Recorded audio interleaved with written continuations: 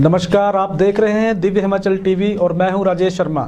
Studio में अपने इस खास कार्यक्रम में आज हमारे साथ मौजूद हैं दिव्य हिमाचल के समाचार संपादक संजय अवस्थी। अवस्थी जी, आपका बहुत बहुत स्वागत है। तो आज हम चर्चा करेंगे कि हिमाचल में राजनीति कैसे और किस दिशा में करवट ले रही है। हिमाचल में राजनीतिक विवादों की नई जमीन एक तैयार हो रही है। आरोप प्रत्यारोप की सियासत भी यहाँ उफान पर है। जयराम ठाकुर बनाम कौल सिंह के बीच की तकरार और तनातनी भी लगातार तेवर दिखा रही है। बहरहाल चर्चा को आगे बढ़ाते हैं। तो अवस्थी जी, हिमाचल की राजनीति किस दिशा की ओर जा रही है, खासकर इन दिनों जब ऐसा लग रहा है कि हर कोई भयभीत सा नजर आ रहा है?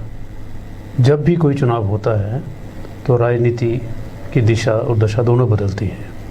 कुछ नए चेहरे सामने आते हैं, जो कुछ पुराने चेहरे हैं वो अपने नए रूप दिखाते हैं जी। और इस बार जो 4 नगर निगम के चुनाव हुए हैं उसके बाद राजनीति के तेवर थोड़े से बदले हैं जी। आपने मंडी में देखा होगा, आपने सोलन में देखा, धर्मशाला में देखा जी। या उसके बाद जो घटनाएं 2-4 दिन में हुई हैं वो सब ये बता रही हैं कि चुनावों के बाद किसी न किसी रूप में पार्टियों के बीच में खटास बढ़ती है।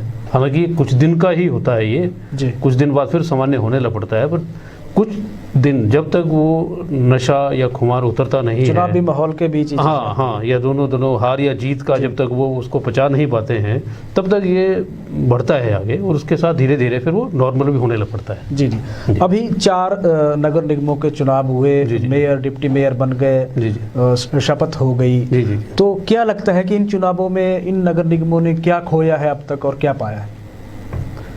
देखिए, खोया और पाया बिल्कुल सही है। कोई भी जो चुनाव है वो जन अपेक्षाओं का एक पैमाना है। जी बिल्कुल। आप समझ सकते हैं कि जनता क्या चाहती है और चुनाव उसका बहुत बड़ा माध्यम है। वही सरकार के लिए मार्गदर्शन देते हैं, वही दिशा तय करते हैं, वही उनके जो क्या कहते हैं उसको आगे के कार्यक्रम डिसाइड करते हैं। जी। तो ये जो 4 नगर निगम के चुनाव हुए हैं इसमें भी बहुत कुछ ऐसा हुआ है। आपने देखा 2 नगर निगमों में बीजेपी और 2 नगर निगमों में कांग्रेस सत्तासीन हुई है। खोया क्या?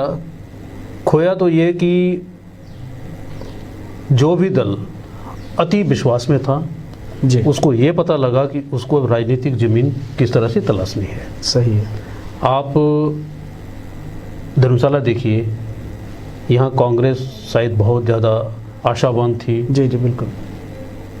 उसको झटका लगा है, उसको अब पुनः ग्रास रूट पे जाना पड़ेगा, ग्राउंड वर्क करना पड़ेगा। पालमपुर में बीजेपी उत्साहित थी, जी, वहाँ शून्य पे पहुँच गई है, उसको वहाँ नए सिरे से अपनी वर्किंग देखनी पड़ेगी। बिल्कुल। सोलन, हर विश्लेषक जो ये मान के चल रहा था कि सोलन में जो परिणाम आए हैं उससे विपरीत होंगे। सही। हालांकि फर्क 19-21 का है पर फर्क है। जी जी। तो वहाँ भाजपा के लिए अब नए तरह से उस पर काम करना पड़ेगा। जी।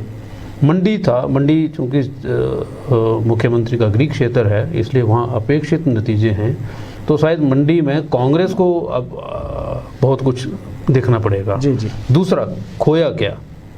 खोया में आप देखिए कि जब धर्मशाला में कांग्रेस शासित नगर निगम था तो वहाँ हर तीसरे दिन यही आरोप लगते थे कि विकास नहीं हो रहा है, सरकार की तरफ से फंड नहीं है, सरकार ध्यान नहीं दे रही है। सरकार ये बोलती थी कि नगर निगम पे कांग्रेस से विचारधारा के जुड़े हुए लोग सत्तासीन हैं तो शायद उनका काम पे ध्यान नहीं है। जी। अब आप देखिए, पालमपुर में कांग्रेस, सोलन में कांग्रेस, जी बिल्कुल, सरकार राजधानी में भाजपा की। जी। अब फिर वही आरोप प्रत्यारोप चलेंगे। जी। फंड्स की दिक्कत आएगी, सरकार की पॉलिसीज इम्प्लीमेंटेशन की दिक्कत आएगी। तो खोया में शायद अगर पुराने अनुभव के साथ हम आगे बढ़ें तो लगता है कि दोनों शहरों को अब बहुत कुछ तो रिव्यू करना पड़ेगा। जी जी बिल्कुल। लोगों की उम्मीदें भी विकास की तरफ होंगी तो शायद फंडिंग होगी उस तरह से, शहर उस तरह से आगे बढ़ेंगे। बिल्कुल। मॉडर्नाइजेशन होगी, फंडिंग्स होगी, पार्किंग, हाँ, ज़रूरतें उस तरह की हैं। वहाँ देखिए, आप देखेंगे कि जो भाजपा का विधायक है कहीं और कांग्रेस का कोई अगर नगर निगम पे सत्तासीन है जी जी तो वहाँ नेचुरली ये विचारधारा में जी जी जी दूरियां रहेंगी। जी बिल्कुल, तो बिल्कुल। कोई भी पॉलिसी है उसके क्रियान्वयन में दिक्कत आती जी है। अवस्थी जी, मेरा पहला सवाल जो था उसी से मेरा अगला सवाल जुड़ा है। पहला सवाल था कि राजनीति किस दिशा की ओर जा रही है। केवल सिंह पठानिया कांग्रेस के प्रभारी रहे थे नगर निगम चुनावों में सोलन में। बिल्कुल। उन्होंने एक बयान दिया था कि भाई भाजपा जो है वो मेयर डिप्टी मेयर के लिए खरीद फरोख्त शायद कर सकती है। तो क्या लगता है आपको, उन्हें महज ये आशंका थी या कुछ ऐसा होता ही जा रहा है, कोई राजनीति का चेहरा ही ऐसा? 2-4 दिन पहले का उनका बयान था और बयान के शायद पीछे रेफरेंस यही था कि जब जिस दिन शपथ ग्रहण होना था सोलन में, तो भाजपा के जो पार्षद थे वो वहाँ नहीं पहुँचे थे। जी जी। एक निर्दलीय पार्षद भी वहाँ नहीं पहुँचा था। बिल्कुल। कांग्रेसी पार्षदों को भी शपथ लेने में थोड़ी सी मशक्कत करनी पड़ी थी। बिल्कुल। प्रशासन उस वक्त वहाँ से गैर हाजिर हो गया था, फिर उसके बाद आया वहाँ। तो वहाँ फिर अटकलें लगने शुरू हो गई थी कि भाजपा शायद कोई खेल खेलना चाहती है। सही। तो केवल सिंह पठानिया चूंकि वहाँ के सह चुनाव प्रभारी रहे हैं, तो उनकी आशंका वाजिब थी और पूर्व के अनुभव हैं। आप देश प्रदेश की राजनीति में ऐसी चीज़ें देखते रहते हैं, हर तीसरे दिन सरकारें बदलती हैं, उठाफटक होती है। तो केवल सिंह पठानिया चेहरा राजनीति का बदल रहा है, वाजिब है थोड़ा सा, पठानिया जी को भी लगा होगा। बिल्कुल। दूसरी चीज़ एक और कि हिमाचल में ऐसा लग रहा है कि मानो एक राजनीति की कोई नई जमीन एक तैयार हो रही है, सियासत की नई जमीन तैयार हो रही है। आरोप भी लगे हैं, चाहे किसी चीज़ के भी लगे हैं, शांता कुमार रहे हों या वीरभद्र सिंह का कार्यकाल रहा हो, प्रेम कुमार धूमल का कार्यकाल रहा हो, सॉरी, या फिर अभी वर्तमान सरकार या जयराम ठाकुर जी का कार्यकाल हो। आरोपों से कोई भी अछूता नहीं है राजनीति में। क्या लगता है?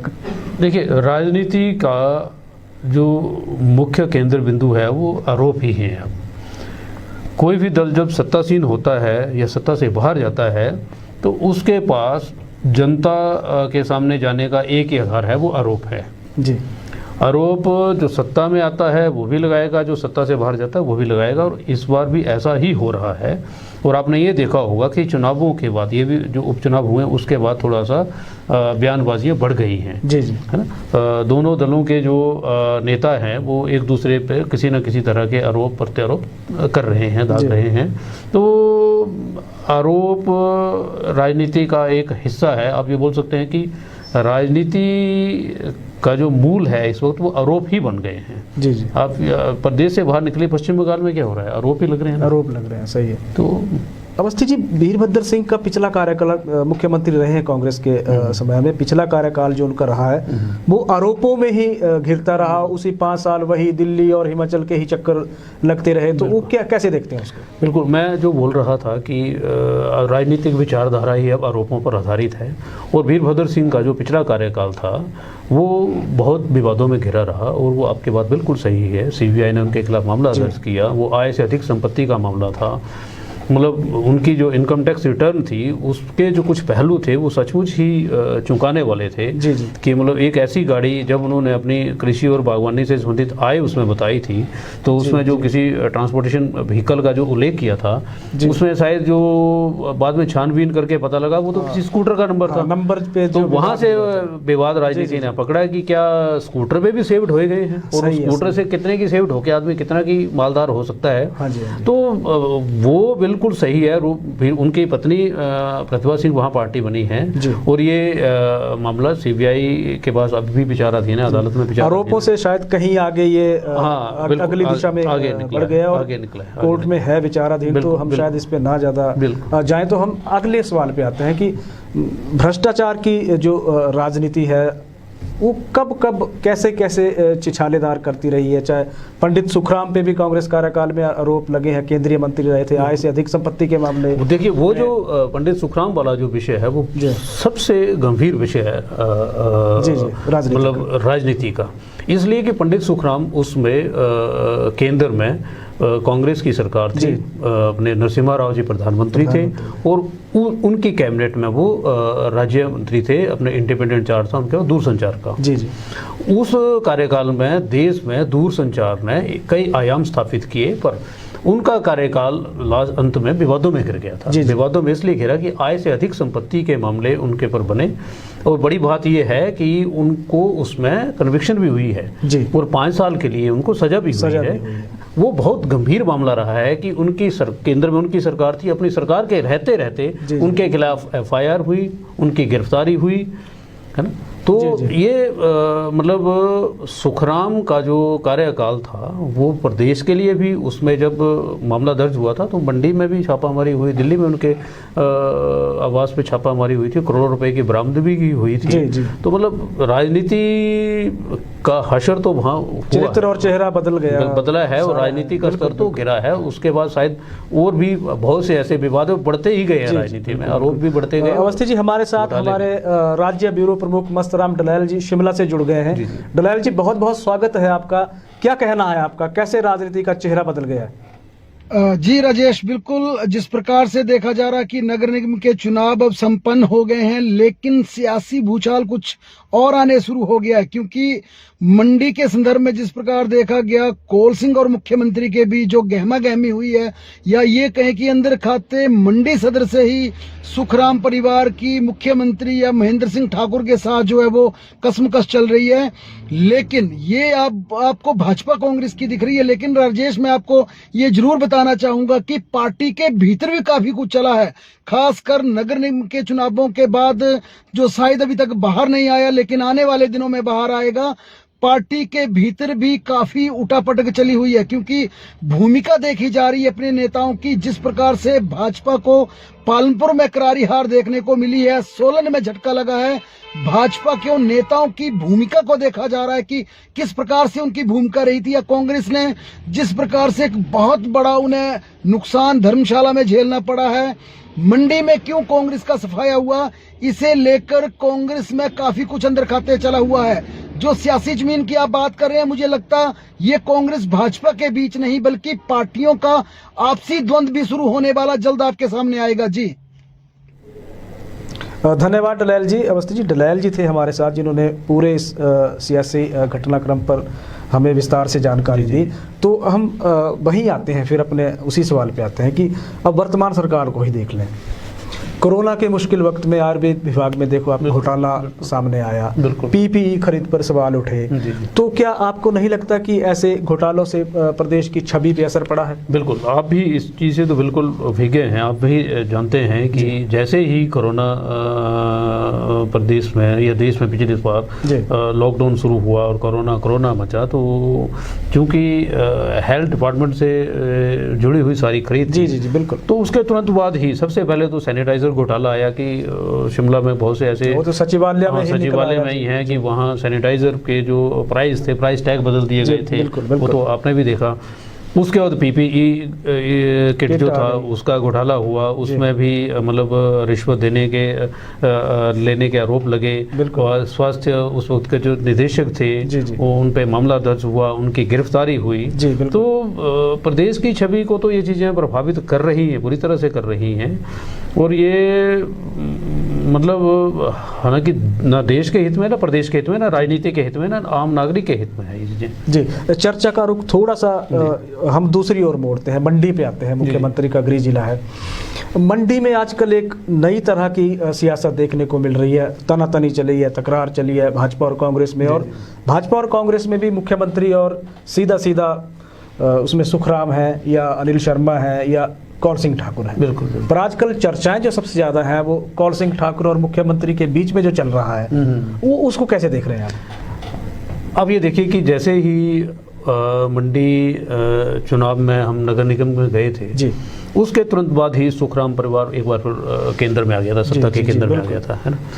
वो आपने भी देखा होगा। और अनिल शर्मा चूंकि भाजपा के विधायक हैं जी, और भाजपा के साथ नहीं हैं या भाजपा उनके साथ नहीं है, तो उसके तुरंत बाद आरोप प्रत्यारोप शुरू हो गए थे एक दूसरे पे। बिल्कुल।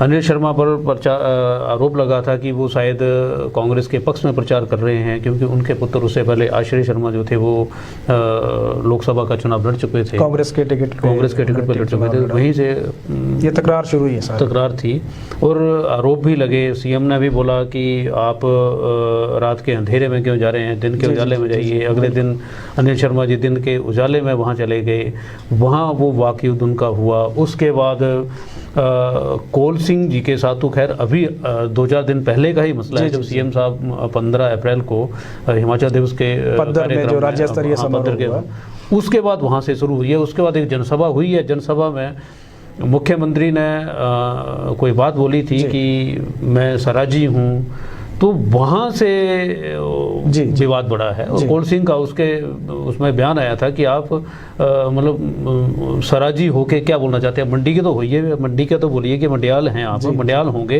तो शायद ये लगेगा कि आप सारे मंडी क्षेत्र का, मंडी जिला का विकास देख रहे हैं। पर उन्होंने ये आरोप लगाया था कौल सिंह ने कि आप स्वराज पर केंद्रित होकर काम कर रहे हैं। नहीं तो शायद मुख्यमंत्री एक अपनत्व की भावना होती है कि भाई मैं पहाड़ी हुआ बाहर नहीं, पर आप ये भी तो समझिए कि हिमाचल में क्षेत्रवाद की राजनीति तो शुरू से हावी रही है। जी जी, वो आपने भी देखा है कि हिमाचल में ऊपर नीचे की राजनीति हो रही है, होती रही है। ऊपरी हिमाचल, निचले हिमाचल की हुई है।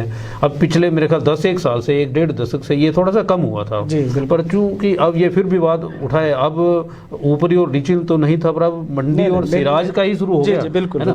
तो आप इस चीज़ को समझिए कि क्षेत्रवाद हिमाचल में हावी रहता है, और क्षेत्रवाद नेताओं का एक कहते हैं उसको प्रिय विषय भी है चर्चा का, और आरोपों का प्रत्यारोप। अगर सेंटीमेंट में आके मुख्यमंत्री बोल देते हैं कि मैं स्वराजी हूँ या मैं पहाड़ी हूँ, मैं किन्नौरी हूँ, तो क्या इस पे भी राजनीति शुरू हो जानी चाहिए? नहीं, देखिए मुझे लग रहा है कि जब आप मुख्यमंत्री हैं जी, तो आप न सराजी हैं न मडियाली हैं जी, आप हिमाचली हैं। आपको भी तो उस वक्त अपनी भाषा को संयमित करना पड़ेगा ना। आप हिमाचल का प्रतिनिधित्व कर रहे हैं ना, स्वराज का नहीं कर रहे हैं, आप मंडी का नहीं कर रहे हैं, आप मुख्यमंत्री हैं पहले, तो आपको वो चीज़ें भी ध्यान में रखनी पड़ेगी। और विपक्ष का काम है, उन्होंने तो छुट्टी लेनी है, उन्होंने तो मुद्दा लेना, उन्होंने पकड़ा उस चीज़ को, तो वहाँ से विवाद फिर आगे बढ़ता है। आगे देखिए कि दोनों ही नेता वो आपा खो रहे हैं। मुख्यमंत्री जी ने बोला कि कौल सिंह जी खाल में रहें, वो मुझे लग रहा है कि एक आपत्तिजनक शब्द था, है ना, जहाँ भाषा शायद संयमित नहीं रही। उसके बाद कौल सिंह अटैक पे आए। कौल सिंह जी को स्वराज वर्सेस मंडी के विषय पे वो कम रहते तो अच्छी बात है। हो सकता है जैसे आप बोल रहे हैं कि सीएम हो सकता है स्लिप ऑफ टंग हो या अपनत्व है, क्षेत्र के प्रति बोल दिया इतने लंबे समय से वहाँ का। क्या इसका संदेश क्या कहीं ये देने की कोशिश तो नहीं की जा रही है कि मंडी का बड़ा नेता कौन? बिल्कुल, कांग्रेस में अगर कौल सिंह आगे आ रहे हैं, हाँ बिल्कुल सही है। और मंडी का बड़ा नेता कौन, हालांकि कौल सिंह जी को तो साबित करने के लिए समय लगेगा, क्योंकि वो तो विधायक भी नहीं है इस वक्त। वो प्रदेश अध्यक्ष रहे हैं कांग्रेस के, उसके बाद मंत्री हैं, मंत्री होते हुए वो चुनाव हारे हैं, तो उनको तो साबित करने के लिए समय लगेगा। जहाँ तक मुख्यमंत्री जी का सवाल है, वो मेरे ख्याल 15 साल से स्वराज का प्रतिनिधित्व कर रहे हैं लगातार, 15 नहीं 5 चुनाव जीत चुके हैं, 5वां जीता है इसमें। हाँ, तो उनको साबित करने की शायद कम जरूरत है। वहाँ जरूरत तो शायद कौल सिंह जी को पड़ेगी। कौल सिंह जी को पहले तो नेता बनने के लिए पहले तो चुनाव जीतना पड़ेगा।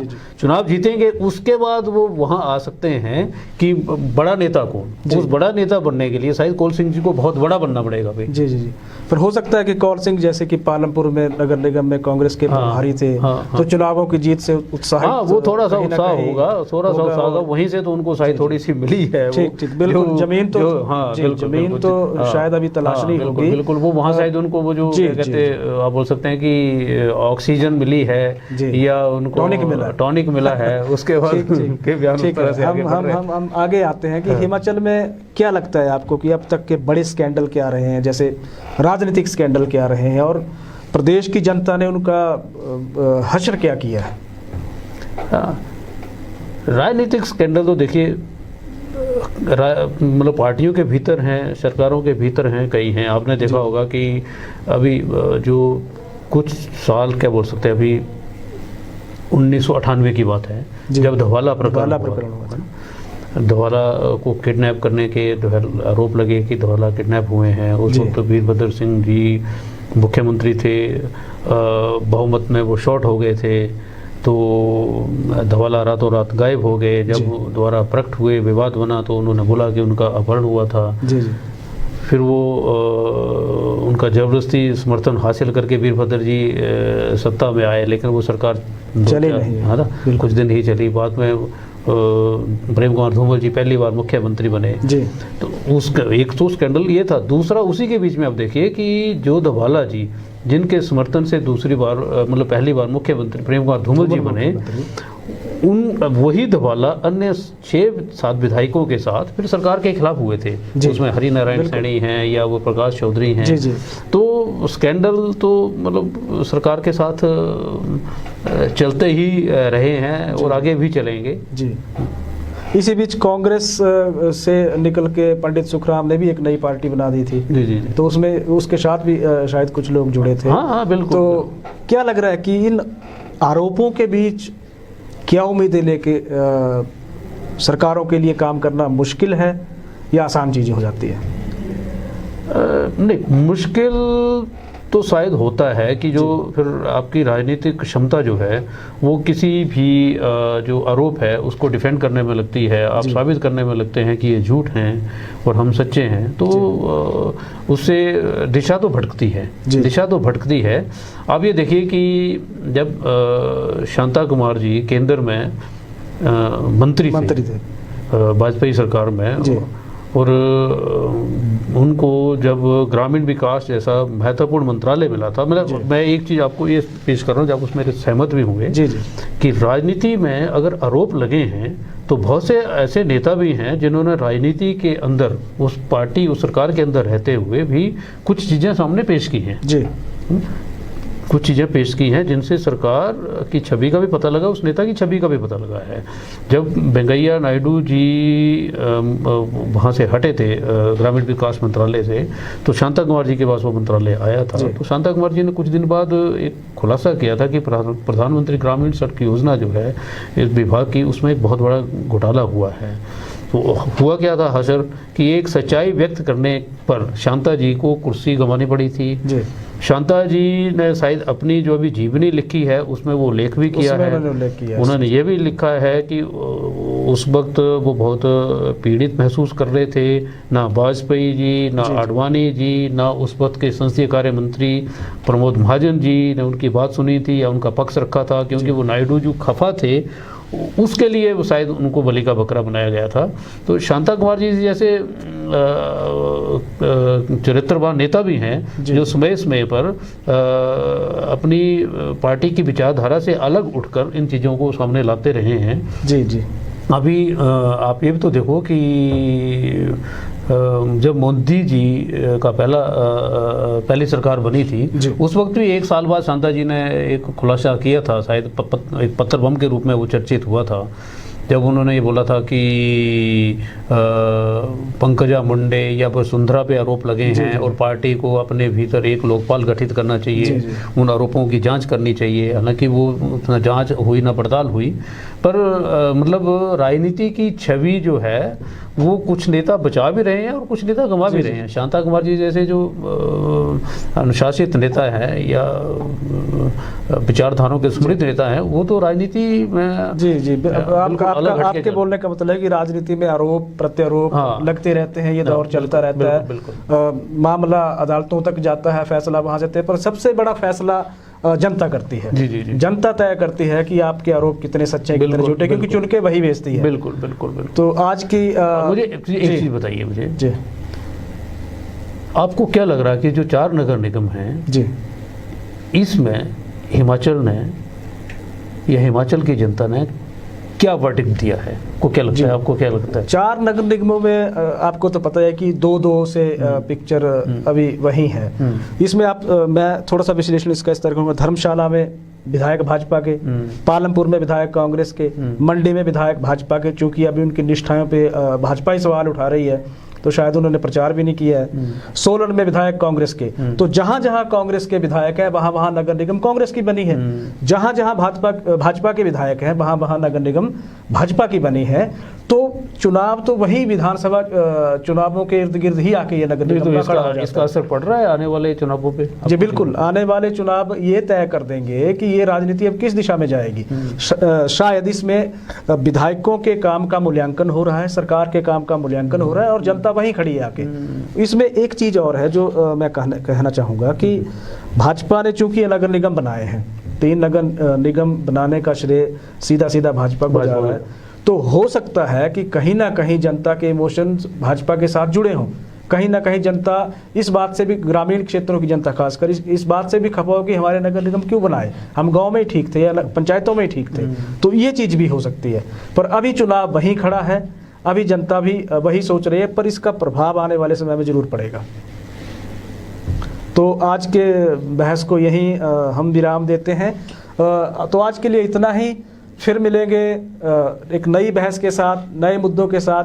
तब तक अपना ख्याल रखिए, क्योंकि कोरोना का संक्रमण बहुत तेज़ी से फैल रहा है और हम अपने दर्शकों से अपील कर रहे हैं कि आप भीड़ भाड़ वाली जगहों में जाने से बचें, मास्क जरूर पहनें, 2 गज की दूरी का पालन करें, सैनिटाइज़र का इस्तेमाल करते रहें। और हाँ, जो 45 साल से ऊपर वाले हमारे दर्शक हैं वो कृपया अपनी वैक्सीनेशन सुनिश्चित करें, वहाँ रजिस्ट्रेशन करवा के टीका जरूर लगवाएं।